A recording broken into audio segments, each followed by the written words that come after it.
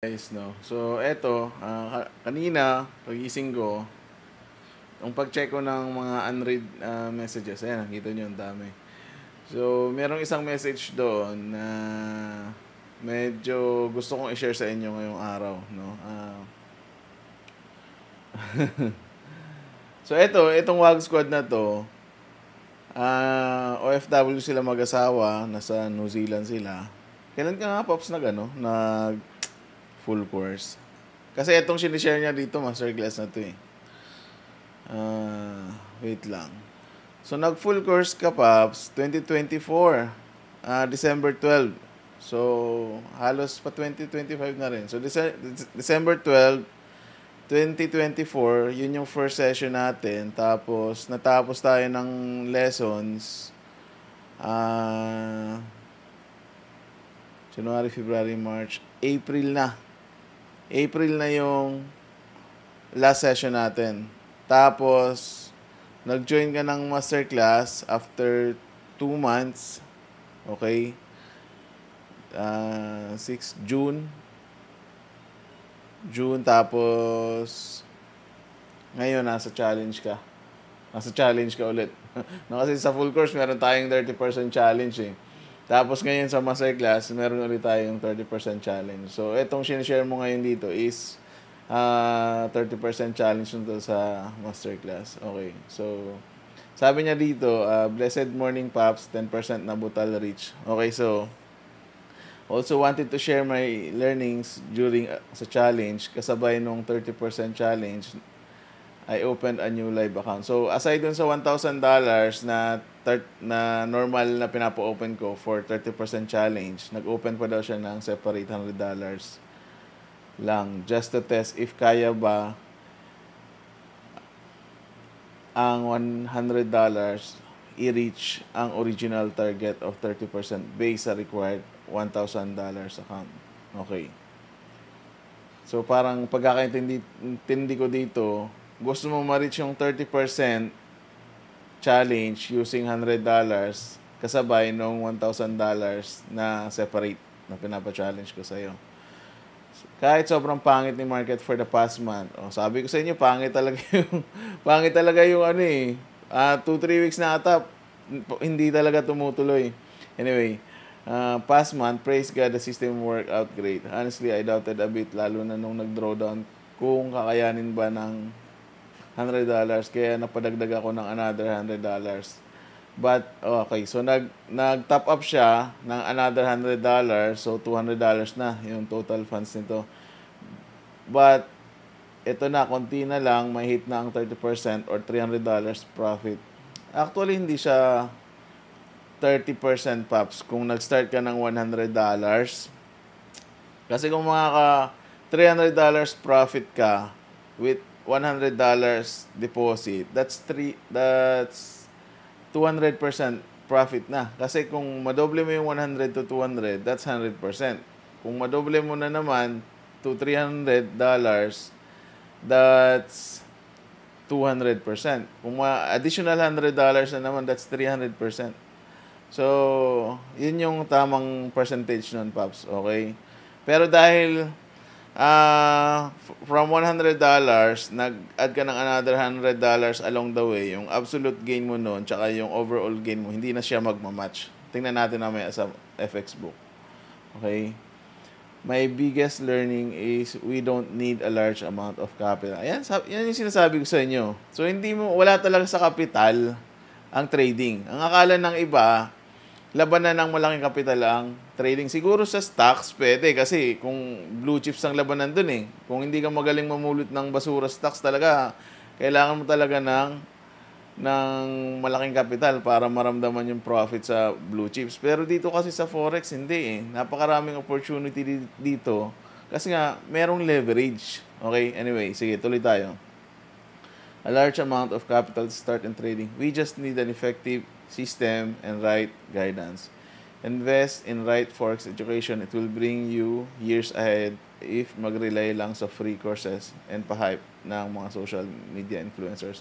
Wala namang problema doon. Yun yung sinasabi ko eh, na kung gusto mo yung path na free material sa YouTube, sa internet, walang problema doon. Kasi kahit ako doon ako dumaan eh. medyo mas matagal lang yung route, pero no issues. No issues. Kaya ka nagte-take ng course kasi gusto mo ng shortcut. Ang problema kasi, dahil ang daming courses na available sa social media, instead na shortcut yung madaanan mo, mas lalong naging long cut. Mas lalong naging long cut. Kasi nga, akala mo marunong yung coach. Akala mo... Ay, sorry. Sorry. Okay, focus. Okay. If mag-relay lang sa free courses and pipe sa mga social media influencers, okay. And my wife are very grateful sa Panginoon for the wisdom na binigay sa iyo at in-impart mo sa amin. Nagkaroon kami ng hope na hindi habang buhay, magtatrabaho kami away from our families. From my heart, thanks, Coach. May God continue to bless you and protect you all the days of your life. Thank you, Pops. Thank you sa messages. Sobrang natouch ako nito nung binabasa ko to kanina. Actually, pinabasa ko pa yan kay misis ko.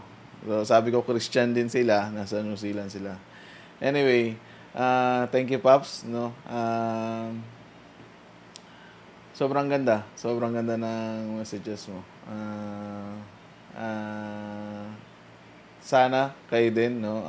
Ingatan din kayo ni Lord. Bless din kayo with provisions and good health. No? Same to you. Okay, sige. Ano bang gusto? Ayan, tingnan natin yung FX book na sinend niya. So, ito yung FX book no $100. Wala pa siyang sinend na FX book para dun sa $1,000 na 30% challenge. Ito muna yung sinend niya. Yung $100 na live. Okay. Ayan, lakayan natin. So, dito, makikita natin yung total deposits niya is $200. So, yung $200 niyan, 100 yung original. Makikita niyo tong green na to. Yan yung deposits. Yan yung sinasabi niya na initial starting capital is $100.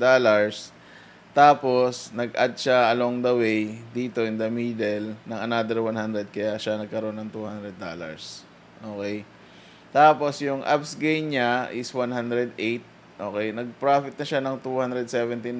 So, ibig sabihin, kung 100 yung pagbabasihan natin, kung nag-gain siya ng $200, that's 200% gain na.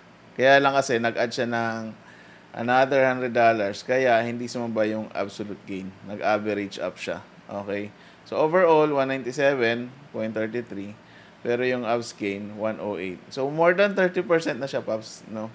So, more than 30% na siya. So, wag mo siyang i-relay wag mo siyang iparehas dun sa $1,000 na 30% challenge mo. Kasi iba yung starting cap nito eh. So, ayan. Okay yan.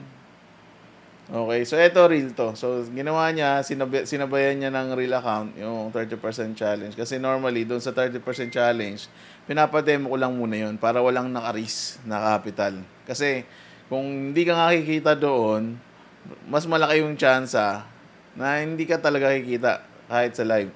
Okay? Kasi parehas lang naman yung rules, hindi ko binago yung rules, hindi magbabago yung rules. Okay? So, yung $100 na yan, kumita na siya ng $217. Okay? Tapos ang goal niya dito is pakitain siya ng $300 kasi sabi niya para match doon sa 30% nung 1K. Okay? Pero sa totoo lang, Babs, hindi yan wag mo siyang iparehas kasi ito malaki na yung accomplishment mo dito. Kumita ka na ng $217, so that's 108 in absolute gain and 197 in overall gain. Okay? So, congrats, Pops, no? Actually, no? Yung 30% challenge niya, lalo na sa MC, mas mahirap siyang ma-achieve. Mas mahirap siyang ma-achieve kumpara sa 30% challenge ng FC. Alam ko makaka-relate kayo dyan. Lalo na yung mga galing sa FC na nag-MC. Mas mahirap ma-achieve yung 30% ng MC. Kasi yung rules niya na binigay ko talagang to the core talaga. Kumbaga, mas iba yung skills na mali-develop sa'yo dyan. Anyway, pero syempre, profit is profit either from MC or FC. Yun naman ang goal natin. At the end of the day, let's make money from the market. Okay? Congrats, Pops.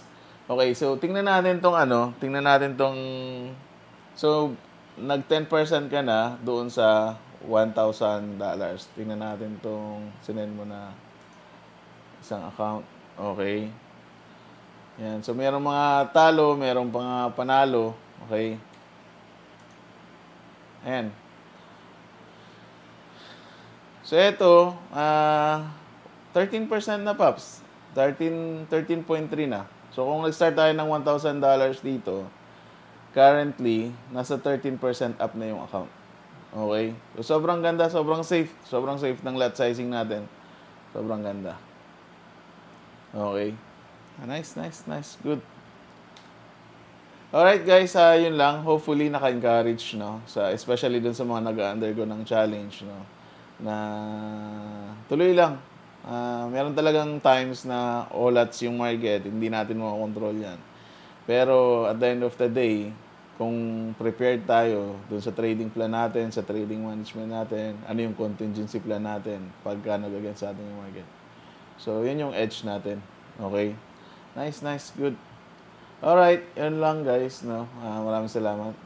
God bless everyone. More peeps to you. Sana makabawi tayo next week. Bye. God bless.